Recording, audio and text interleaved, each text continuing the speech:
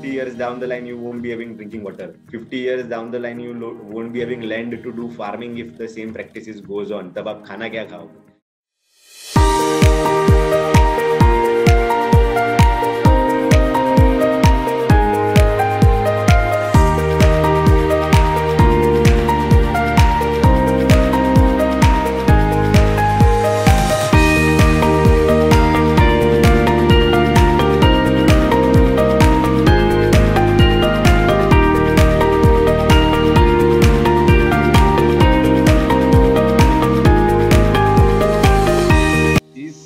Using microwave too much also impacting?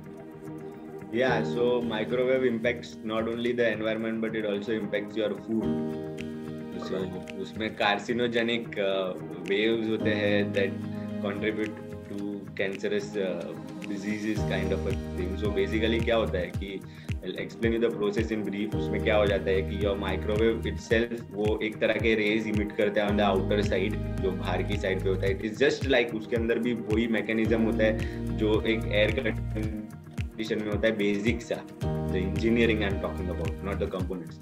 So वो एक dangerous gas तो छोड़ता ही है, but at the same time with that, it is also जो खाना है उसके अंदर जो वो type of केमिकल कंपोजिशन को चेंज कर देता है, molecular composition I would rather say change कर देता है, that facilitates the growth of rogue cells in your body जो एकदम वाइल्ड हो जाते हैं, they start growing in a very senseless manner which contributes to the cancer. तो वो दोनों तरह से हार्मफुल है, even for your health and even for the environment.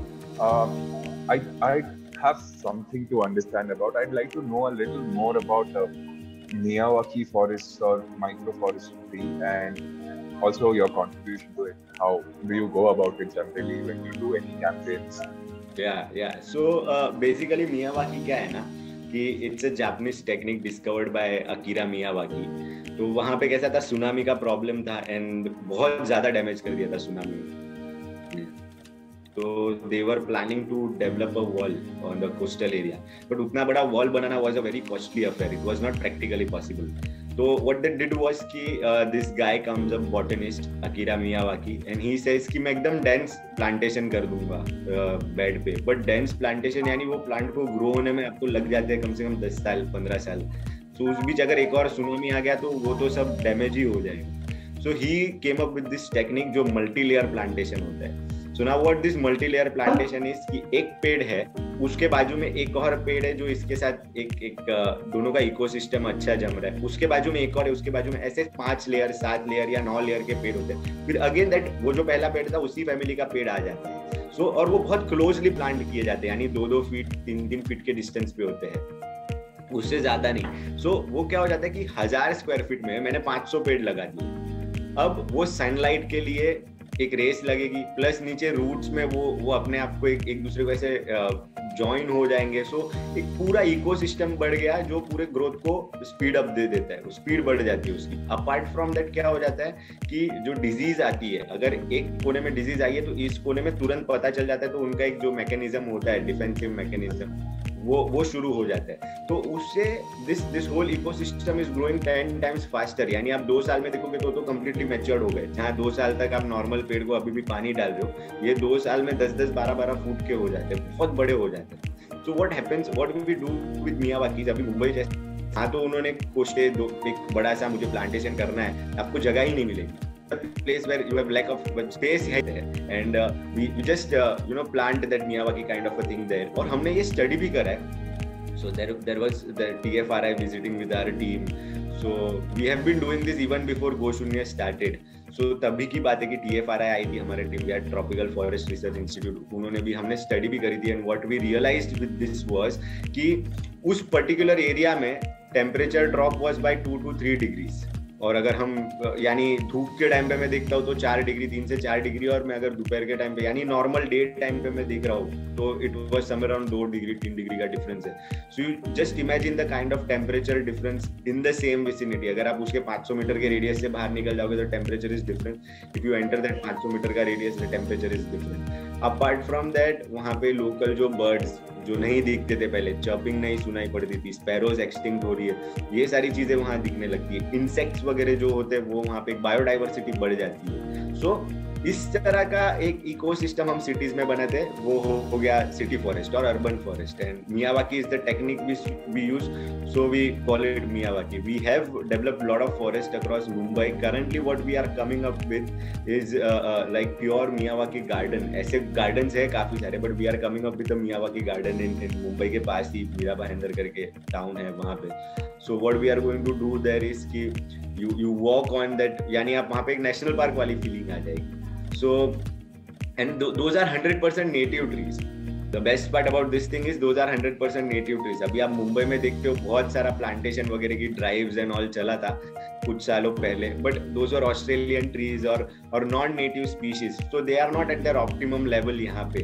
But यहाँ पे what I call this Miyawakis, अगर बड़ा मियावाकी आपने बना दिया तो it is something like carbon sink, जहाँ पे बड़ी कंपनीज है उनका पूरा कार्बन उसमें सीक्वेस्ट्रेट हो जाता है। अब मैंने सोल्यूशंस लगा के भी जो कार्बन मैंने बचाया है, फुटप्रिंट आज मैंने कुछ तो करी है, मैंने बचा के भी कुछ तो फुटप्रिंट मेरी हुई है, तो उसको कहीं ना कहीं तो मुझे सीक्वेस्ट्रेट करना है। So corporates also looking for some sort of solutions की how do you sequestrate your carbon. So this again becomes a solution by giving green lung kind of a thing.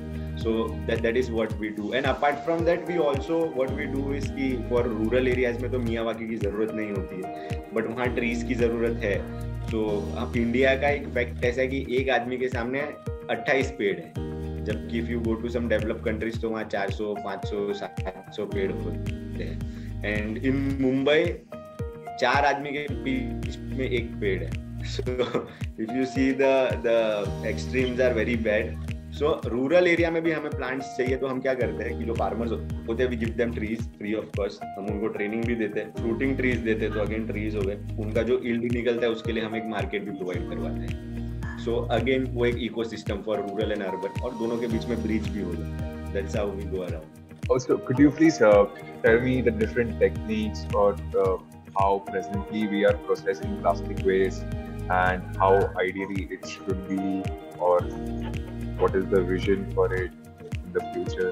Yeah, so अभी फिलहाल तो हम जो as a nation also what we are doing is कि जो high quality high value material होता है वो recycle हो जाता है, जो low value material होता है उसको कोई segregate करने की भी मेहनत नहीं करता है। उसका क्या करते हैं, they make briquettes out of it. तो ब्रिकेट्स यानी छोटा एक कोयले जैसा हो जाता है, it goes into the factories where they need fuel to burn things up, जैसे आपके सीमेंट फैक्ट्री हो गई या ऐसी जगहों पे वो ब्रिकेट्स बन के चले जाते हैं, and they use it as a substitute of coal, but at the end of the day you are burning it away. यानी आपने इतनी मेहनत करके ऑयल को निकाला है एंड यू आर उसका प्रोडक्ट बना के again you are burning it away. So it is not the proper cycle I would से।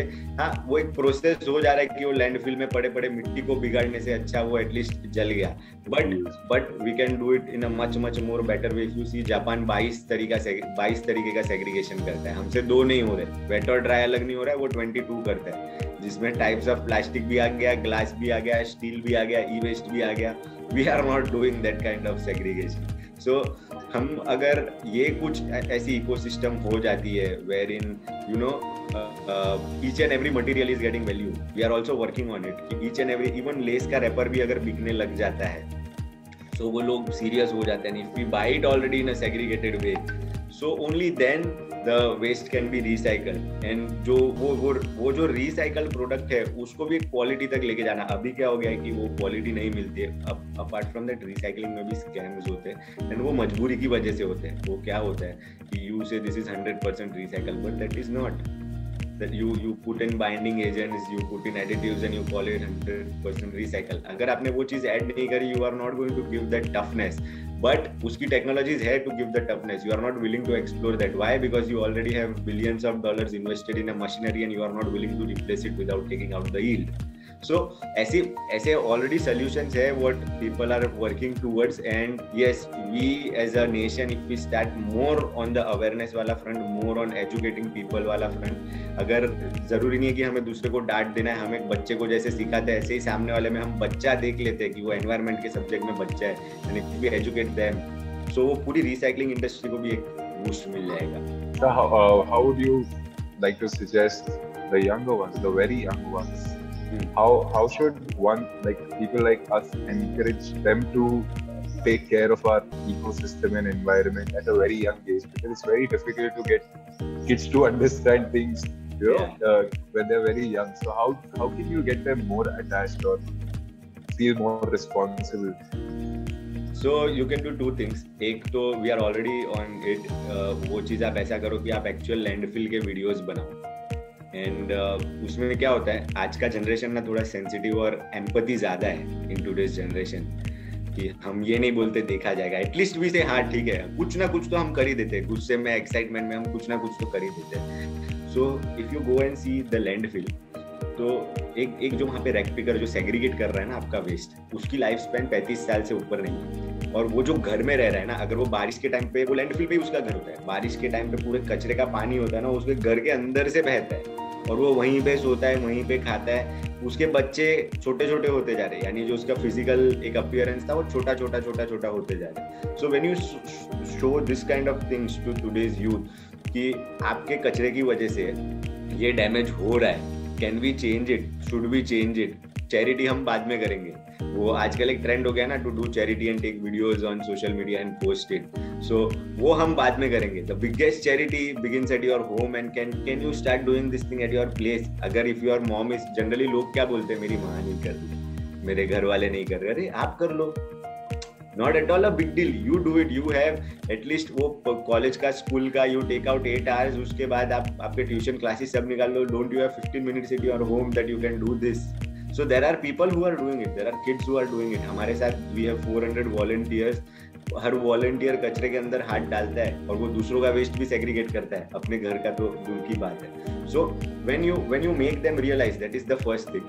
Second thing, you need to make them realize, and we need, जैसे हम पता है कि हाईवेज पे जाते हैं तो बड़े बड़े ऐसे क्रिएटिव वे में पोस्टर्स लिखे होते हैं कि your family is waiting for you या समथिंग, एकदम रियलिस्टिक फीलिंग दे देने वाले कि भाई थोड़ा प्यार से चलाओ वरना you can lose your life और something.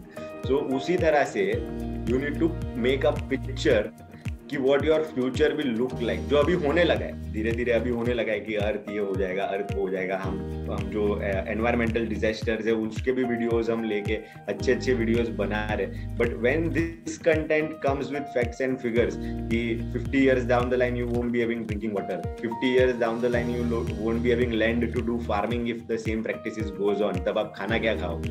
Now you will say you will go to, कुछ ऐसे भी मैंने आर्ग्यूमेंट सुने where people say they will switch to non vegetarian food, but I would like to tell you, even your non-vegetarian food is hybrid nowadays. Even that food is not 100%, and that also is a very huge carbon footprint का वो एक role play करता है when you consume that kind of food. उसका cooking, उसका, there are a lot of things you are doing.